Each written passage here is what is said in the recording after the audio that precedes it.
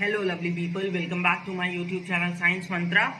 Now today we will start with modern periodic law. In the last lecture I have told you about the Mendeleev's periodic table. Now we will be discussing about the modern periodic table and how the construction of modern periodic law has came into existence. सबसे पहले हम बात करेंगे, अभी तक हम जितनी भी लॉज और जितनी भी चीजें हमने पढ़ी उन सब में एटॉमिक मास को as the fundamental property consider किया जा रहा था। बट यहाँ पे जब हम बात करेंगे मॉडर्न पीरियोडिक लॉ की, तो मॉडर्न पीरियोडिक लॉ में एटॉमिक नंबर को as the basis of classification बताया गया, ठीक है, ऑफ एलिमेंट्स। अभी तक हम जितने भी लॉज और जितनी भी टेबल्स की बात कर रहे थे वहां पे एटॉमिक मास को as a fundamental property consider किया जा रहा था।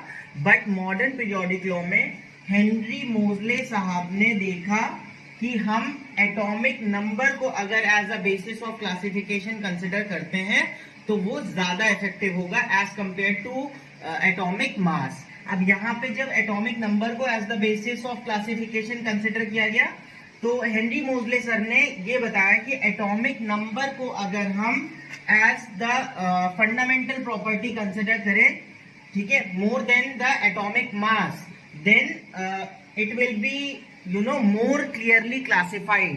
तो इसलिए एटॉमिक मास को ना कंसिडर करके हम अब किसको कंसिडर करेंगे, एटॉमिक नंबर को।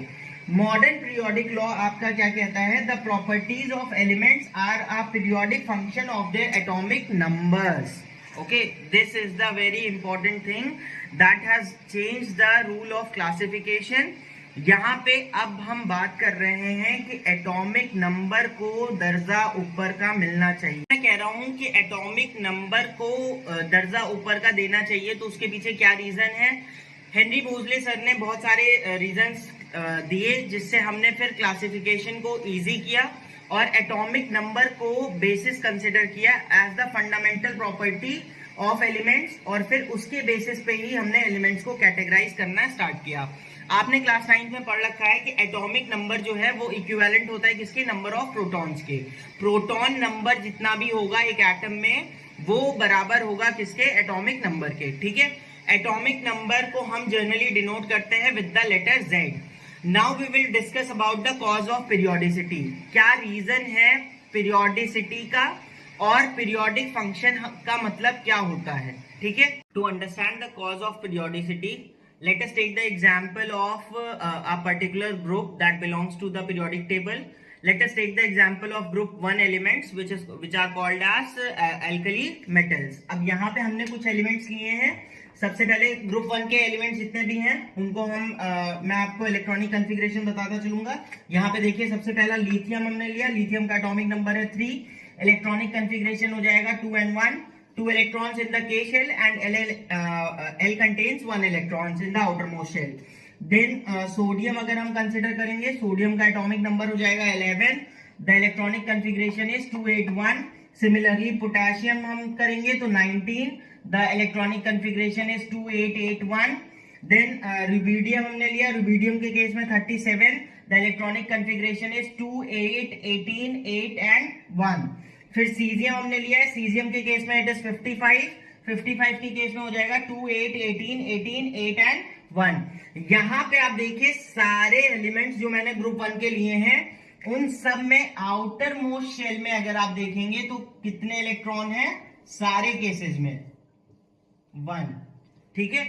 सब केसेस में आप देखिए आउटर मोस्ट शेल में कितने इलेक्ट्रॉन्स हैं, 1 का यहाँ पे क्या मतलब है कि after certain interval of time there is a repetition in the outer shell electronic configuration, and when there will be a repetition of the outer shell electronic configuration then there will be a repetition of chemical properties as well, ठीक है। तो यहाँ पे हम cause of periodicity यही बताना चाह रहा था कि after certain regular interval of time generally आप क्या देखते हैं कि जब हम एलिमेंट्स को प्लेस कर रहे हैं किसी भी ग्रुप में, किसी भी पीरियड में, तो वहां पे क्या हो रहा है कि ग्रुप में प्लेस करने पे आफ्टर सर्टेन ड्यूरेशन क्या हो रहा है, प्रॉपर्टीज रिपीट होती चली जा रही हैं, ठीक है। अब हम बात करेंगे मॉडर्न पीरियोडिक टेबल की कि मॉडर्न पीरियोडिक टेबल में कितने सारे रोज होते हैं, कितनी ग्रुप्स होते हैं, ठीक है, कितने पीरियड्स होते हैं, ये सारी चीजें डिस्कस करेंगे।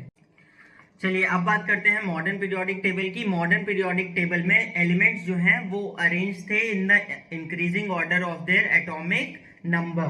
ठीक है, अब यहाँ पे देखिए एलिमेंट्स जो हैं वो अरेंज हैं in the increasing order of their atomic number, सबसे पहली चीज।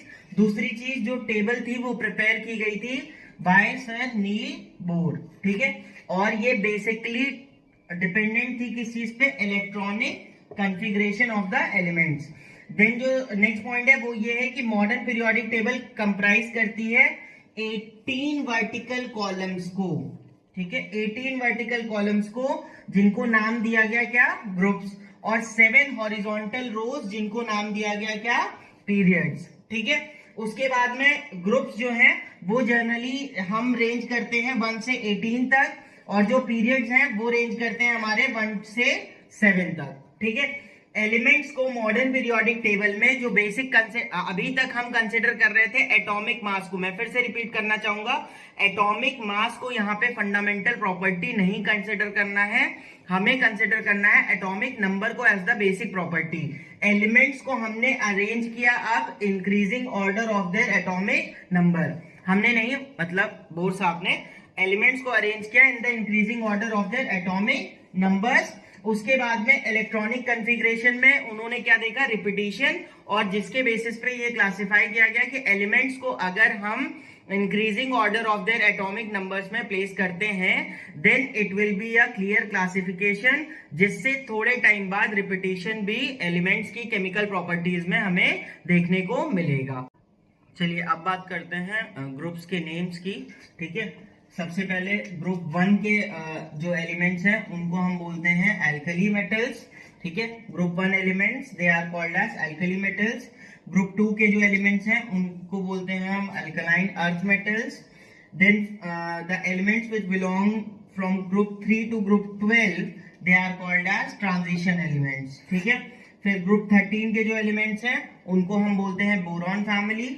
ग्रुप 14 जो एलिमेंट्स हैं उनको हम बोलते हैं कार्बन फैमिली। फिर ग्रुप 15 के जो एलिमेंट्स हैं they are called as nitrogen family, और उनको हम निकोजेंस भी बोलते हैं। ग्रुप 16 के जो एलिमेंट्स हैं they are called as oxygen family, और चाल्कोजेंस भी बोला जाता है। देन ग्रुप 17 के जो एलिमेंट्स हैं उनको हम हेलोजेंस बोलते हैं, और ग्रुप 18 के एलिमेंट्स जैसा कि आप जानते ही हैं, ग्रुप 18 के एलिमेंट्स को नोबल गैसेस या फिर इनर्ट गैसेस बोला जाता है। ठीक है, अब अगर आपको पूछा जाए कि आइडेंटिफाई हम कैसे करेंगे पोजीशन किसी भी एलिमेंट की, तो उसके लिए क्या करना है हमें, सबसे पहले देखिए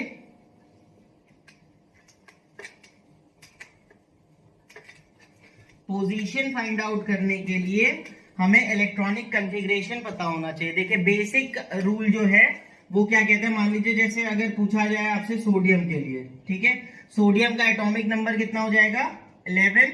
इलेक्ट्रॉनिक कॉन्फ़िगरेशन क्या होगा, 281।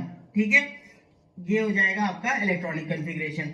अब यहां पे देखिए शेल्स, नंबर ऑफ शेल्स कितनी है, नंबर ऑफ शेल्स हैं 1, 2 और 3।